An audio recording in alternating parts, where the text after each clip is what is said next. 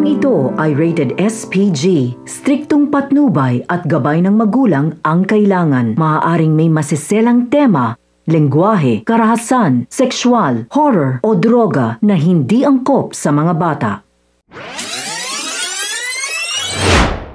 Mga kapamilya, welcome back! At narito ang mga dapat nating abangan sa FPJ's Batang Quiapo. Tuluyan ang nanalo si Tanggol sa pagka-mayor dahil sa mga isiniwalat ni Fatima. Kaya ngayon ay tagilid si Rigor at Colonel Romero sa pag-upo ni Tanggol bilang mayor.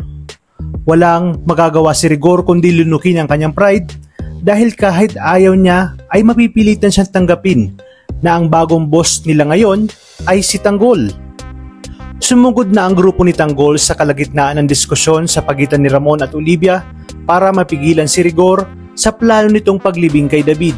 Hinarang ni Tanggol si Rigor at binalaan, at matapos ang makailang ulit na pagmamatigas ni Rigor ay ibinigay na lamang niya ang bangkay ni David dahil armado ang grupo ni Tanggol at ayaw niyang madamay pa si Santino. Kaya dito, ibinalik si David sa kanyang kabaong at isinakay sa karo ng patay upang mabigyan ng maayos at disenteng libing. Hindi pa man sila nakakaalis ay biglang dumating ang mga pulis at pinangunahan ni Rigor ang paghabol sa kanila na siyang ikinagulat ng grupo at nagmamadaling umalis sa lugar. Magkakaroon muli ng matinding bakbakan ang kanilang pagharap, ngunit di magtatagal ay maililibing din ni Tanggol si David sa isang tahimik at maayos na lugar.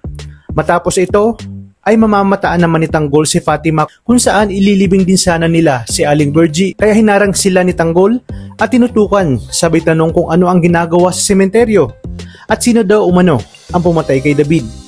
Dito na nga inamin ni Fatima na si Miguelito nga ang pumatay kay David at sinabi pa ni Paeng na gusto ni Miguelito na ubusin ang kanyang pamilya dahil sa mga nalaman ni Fatima.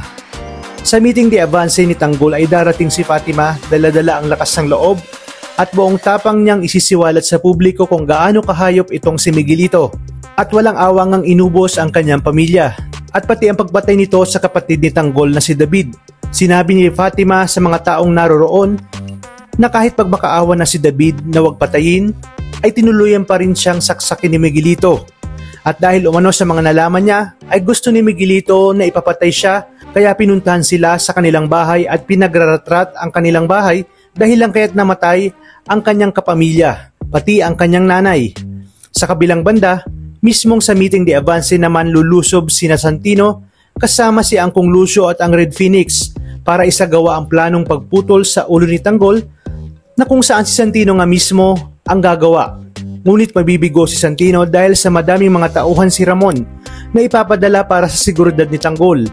Kaya naman wala nang makakapigil sa pagkapanalo ni Tanggol bilang mayor ng Maynila. At sa oras na manungkulan na siya, ay babalikan niya nga si Rigor at Colonel Romero pati na ang mga gerero. Dito maghihiganti siya at gagamitin niya ito laban sa mga gerero. Kaya naman tutok lang dahil marami pa tayong dapat abangan dito lang sa FPJ's Batang Quiapo. Maraming salamat sa inyong panonood at pagpalain tayong lahat, kapamilya.